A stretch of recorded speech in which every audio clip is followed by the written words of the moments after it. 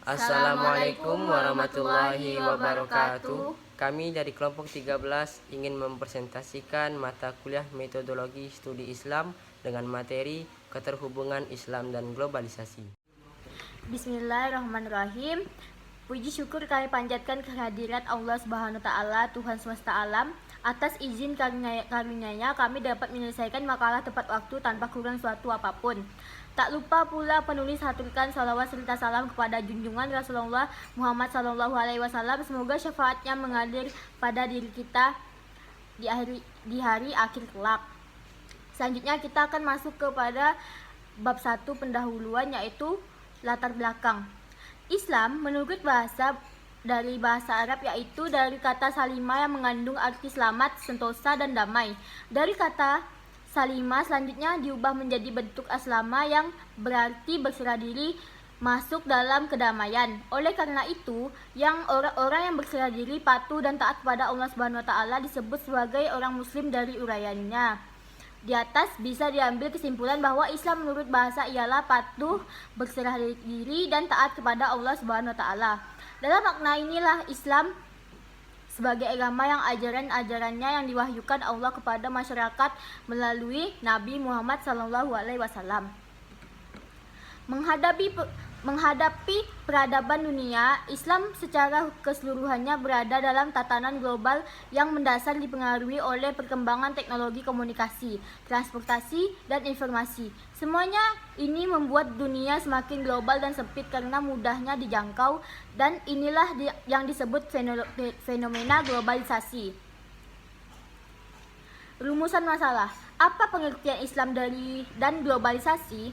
Sebutkan karakteristik Islam dan globalisasi. Sebutkan karakteristik globalisasi.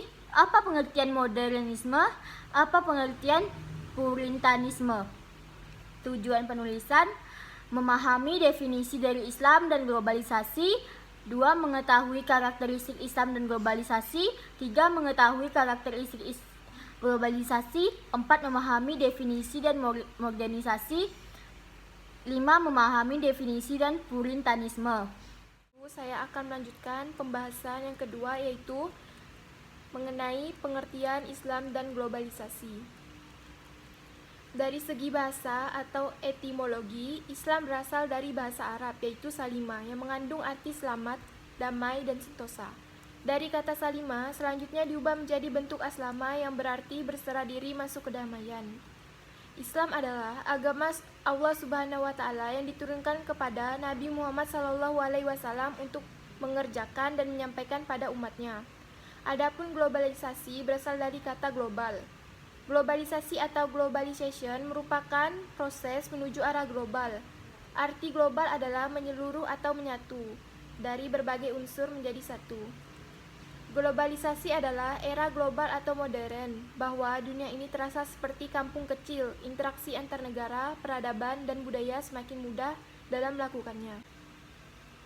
Proses tersebut saling mempengaruhi antara satu budaya dengan budaya lain dengan proses yang cepat, baik budaya itu positif maupun negatif. Pada akhirnya, globalisasi menjadi alat untuk saling mempengaruhi antar peradaban, antar negara, budaya, dan agama. Kedua, karakteristik Islam globalisasi. Ungkapan Islam, globalisasi, dan peradaban dunia berusaha menjelaskan pada pertentangan, persinggungan, atau persamaan. Oleh karena itu, Islam memiliki karakter sebagai berikut.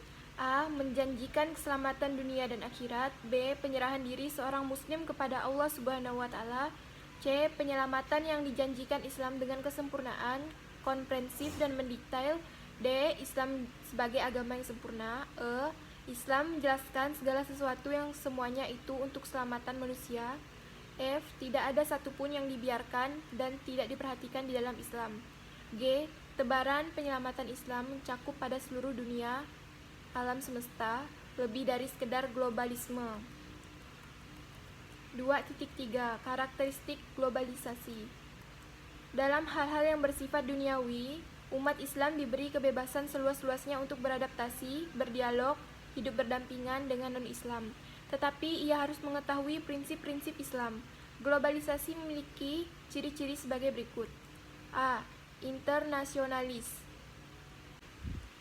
2.3 Karakteristik globalisasi. Dalam hal-hal yang bersifat duniawi, umat Islam diberi kebebasan seluas-luasnya untuk beradaptasi, berdialog, hidup berdampingan dengan non-muslim. Tetapi ia harus mengetahui prinsip-prinsip Islam. Globalisasi memiliki ciri-ciri sebagai berikut. A. Internasionalisasi, yaitu dari daerah menuju ke wilayah yang lebih luas.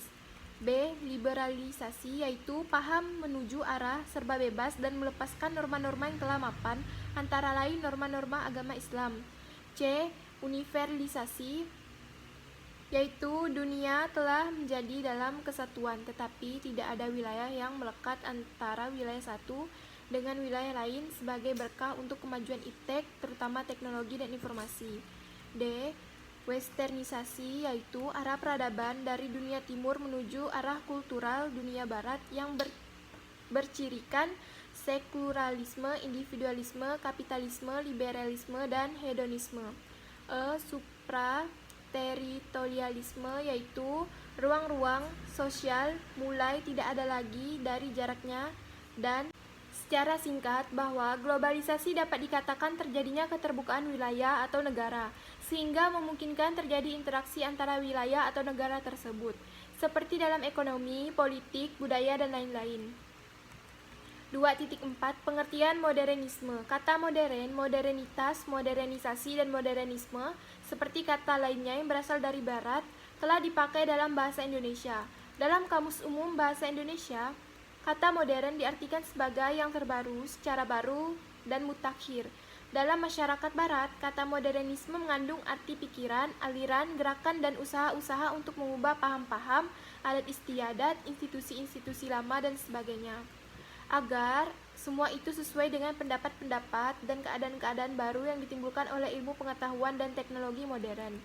Perubahan dilakukan untuk menyesuaikan zaman dan keadaan masyarakat dalam mengejar bangsa lain agar memberi solusi nyata dengan mendatangkan paradigma baru dalam suatu masyarakat supaya mewujudkan kebangkitan bagi umat Islam.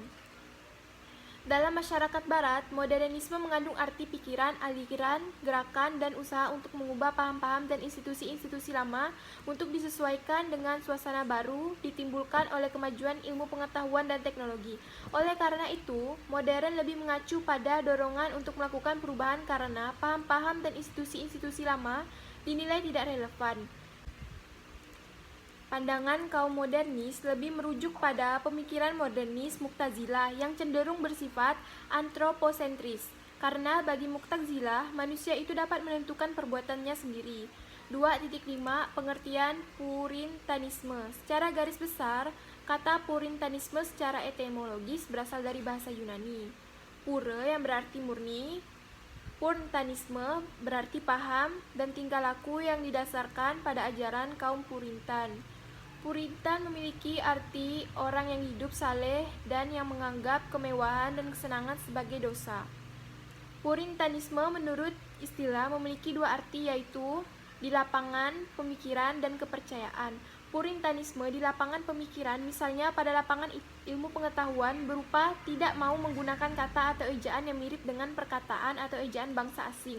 Dalam lapangan kepercayaan sendiri, misalnya sikap hanya berpegang pada ajaran yang termuat dalam suatu kitab suci sesuai dengan arti kata. Pengertian yang tidak sama dengan arti kata dianggap berbahaya atau salah. Selain makna ajaran agama Islam pada beberapa golongan yang mengikuti pada cara hidup yang sederhana dan tidak mengganggu pada kesehatan. Dalam Islam, Puritanisme disamakan dengan istilah sufi. Pemurnian ditujukan untuk mengembalikan umat Islam pada ajaran yang murni berasal dari pembawaannya Nabi Muhammad SAW, yaitu Al-Quran dan Hadis, agar bersih dari perilaku takhayul, bid'ah, dan khurafat yang dapat merusak pada ajaran dan akidah umat Islam. Dari pengertian di atas dapat disimpulkan bahwa pemurnian itu adalah kembali kepada ajaran agama Islam yang murni, yaitu kembali pada ajaran Nabi Muhammad SAW dan para sahabatnya, yaitu Al-Quran dan Hadis sahih untuk menyesuaikan zaman yang semakin aktual dengan ajaran Islam yang murni. Baik, saya akan menjelaskan materi selanjutnya, yaitu hubungan Islam dan globalisasi. Banyak orang menduga bahwa globalisasi merupakan fenomena kekinian. Globalisasi tidak pernah terjadi di masa lampau. Globalisasi dianggap sebagai bagian dari peradaban modern yang didominasi peradaban barat. Istilah globalisasi sendiri baru ditemukan sejak 1980-an.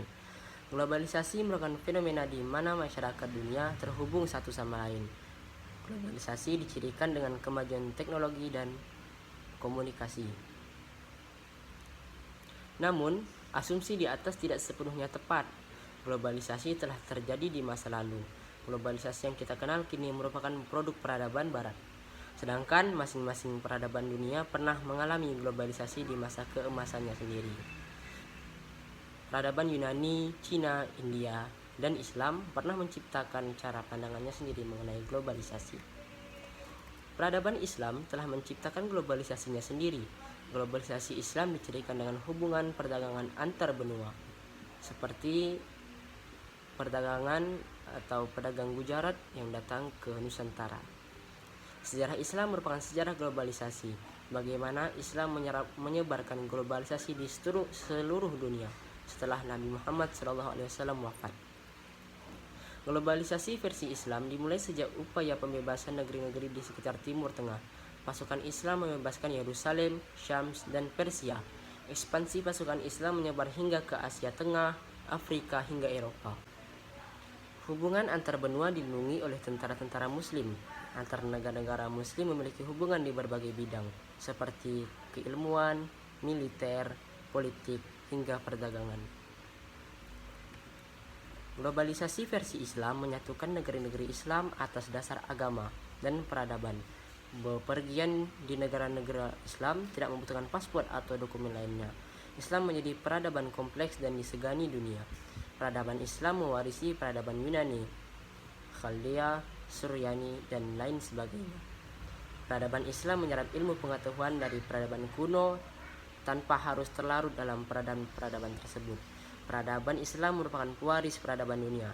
Islam telah berkembang melampaui batas-batas etnis, suku, dan ras. Islam mempunyai paradigmanya sendiri tentang peradaban dan hubungan antar peradaban. Luasnya peradaban Islam menyebabkan munculnya geopolitiknya sendiri. Geopolitik Islam berpusat kepada kekhalifahan Islam. Kekhalifahan Islam di Baghdad dan Istanbul merupakan lambang persatuan dunia Islam. Walaupun banyak muncul kerajaan-kerajaan Islam, namun khalifah menjadi simbol persatuan dunia Islam. Namun, kolonialisme Barat kemudian menghentikan globalisasi di dunia Islam. Seiring dengan merosotnya dunia Islam, pihak imperialis Barat mulai menguasai negeri-negeri Islam satu persatu.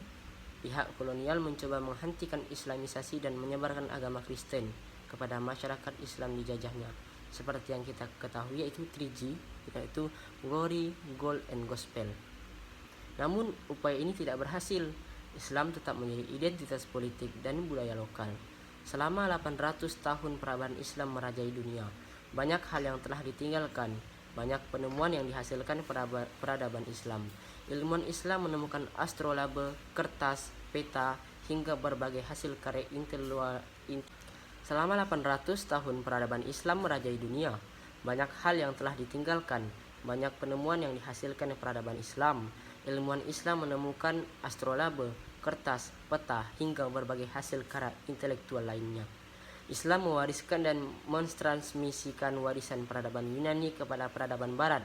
Peradaban Islam menghasilkan banyak sekali karya ilmiah yang berkualitas kepada dunia. Baik, selanjutnya ke bab 3, penutup. 3.1 Kesimpulan. Pengertian Islam dan globalisasi dari segi bahasa atau etimologi. Islam berasal dari bahasa Arab, yaitu salima, yang mengandung arti selamat, damai, dan sentosa. Islam adalah agama Allah Subhanahu wa taala yang diturunkan kepada Nabi Muhammad SAW untuk mengajarkan dan menyampaikan kepada umatnya. Globalisasi atau globalization merupakan proses menuju arah global.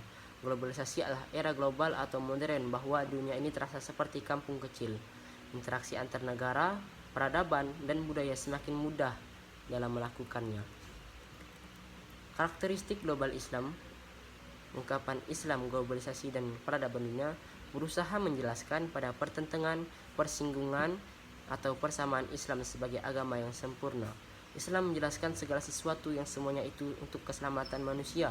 Tidak ada satupun yang bisa dibiarkan dan tidak diperhatikan di dalam Islam. Karakteristik globalisasi dalam hal-hal yang bersifat duniawi, umat Islam diberi kebebasan seluas-luasnya untuk beradaptasi, berdialog, hidup berdampingan dengan non-Islam. Dalam masyarakat barat, kata modernisme mengandung arti pikiran, aliran, gerakan, dan usaha-usaha untuk mengubah paham-paham, adat istiadat, institusi-institusi lama, dan sebagainya, agar semua itu sesuai dengan pendapat-pendapat dan keadaan-keadaan baru.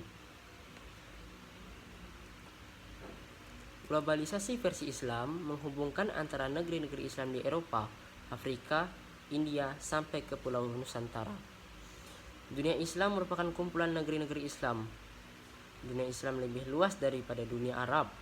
Globalisasi versi Islam menyatukan negeri-negeri Islam atas dasar agama dan peradaban. Islam mempunyai paradigmanya sendiri, tantangan peradaban dan hubungan antar peradaban. Kekhalifahan Islam di Baghdad dan Istanbul merupakan lambang persatuan dunia. Dan kolonialisme barat kemudian menghentikan globalisasi di dunia Islam. Namun itu tidak berhasil. Selanjutnya 3.2 saran. Jadi, melihat dari makalah, kami menyarankan Islam dalam globalisasi juga dibutuhkan di kalangan kita karena melihat perkembangan zaman dan kehidupan masyarakat, tetapi juga melihat titik positif dan negatif dalam menanggapinya. Semoga makalah ini dapat bermanfaat di kemudian hari bagi pembaca, terutama kami sebagai penulis. Dan kami sebagai penulis menyadari banyaknya kekurangan pada makalah yang kami susun. Untuk itu, kami sebagai penulis mengharapkan saran untuk membangun pengetahuan bagi penulis. Alhamdulillah, cukup sekian presentasi dari kelompok kami. Semoga kita semua bisa mendapatkan manfaat serta barokahnya. Kurang lebihnya mohon maaf karena yang benar datangnya dari Allah dan yang salah datangnya dari diri kami sendiri. Akhirul kalam. Wassalamualaikum warahmatullahi wabarakatuh.